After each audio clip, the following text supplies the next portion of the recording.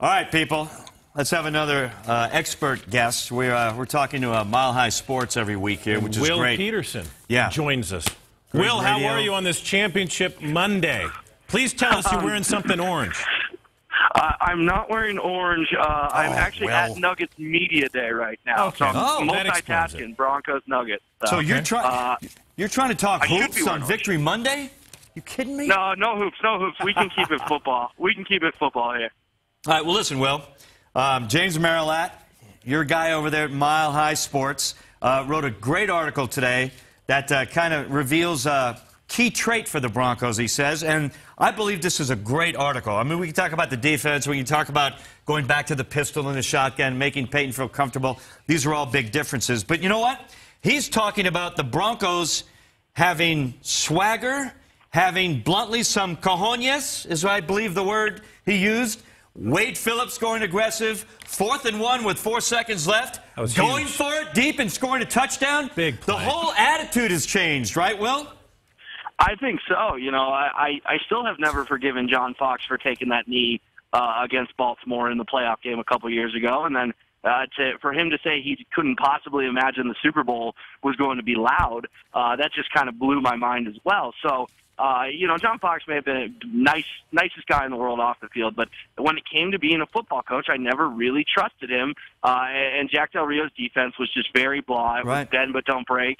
And Adam Gase, are we sure he was an offensive genius, or was he just a product of Peyton Manning? I mean, it's really easy to throw these guys under the bus now that they're gone, but, man, this is refreshing for me. I don't know about you guys, but I love Gary Kubiak. I like James's article that they're, you know, showing some stones and going for it. Right. Wade Phillips is obviously playing super aggressive defense. And, you know, Rick Dennison, Peyton's just going to kind of do his thing on that front. So I just like this coaching staff. I think it's a refreshing change of pace. And I hate to say it, but do you think John Elway regrets not making a change earlier? I know that would have been unprecedented coming off a Super Bowl appearance, but that contract extension for John Fox took an awful long time, and I honestly wonder if John Elway contemplated doing this a year before he actually did. Well, look, hindsight's 20/20. Right. We could look back. Ultimately, the change happened. I think everybody here is thrilled. They've energized this fan base. I've got people that stop me in supermarkets on the street. They want to talk about the Broncos. We didn't have that last year. I think this defense has really been this. It's like a beacon. People see this thing, they go, "Oh man, I gotta see what this team can do." Defensively, tops in the league. Offensively, they're doing enough to win. Is there anything that we need to be concerned about right now? Are we getting maybe too swept up, or is it okay to say, okay, this is a team that has what it takes to lift another Lombardi at the end of the season?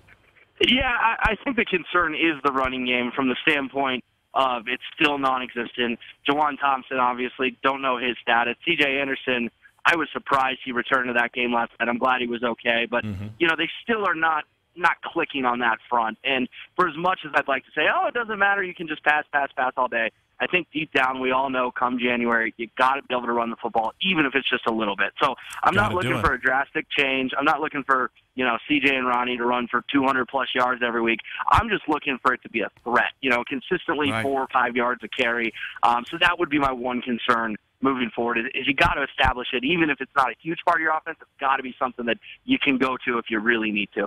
Well, we all know, Will, that if the Broncos, their first loss this season, whether that comes, you know, who knows where that's going to be, but the first loss, and then all of a sudden everybody has gone crazy again. So while they're winning, like Gary Kubiak said, it's easy to make adjustments while you're winning because you got the W. But when you lose, and all of a sudden all the old things get dredged up. But I think you're right. At this point, offensive line getting better. I do feel better about Gary Kubiak saying that we're going to do what Peyton feels comfortable doing.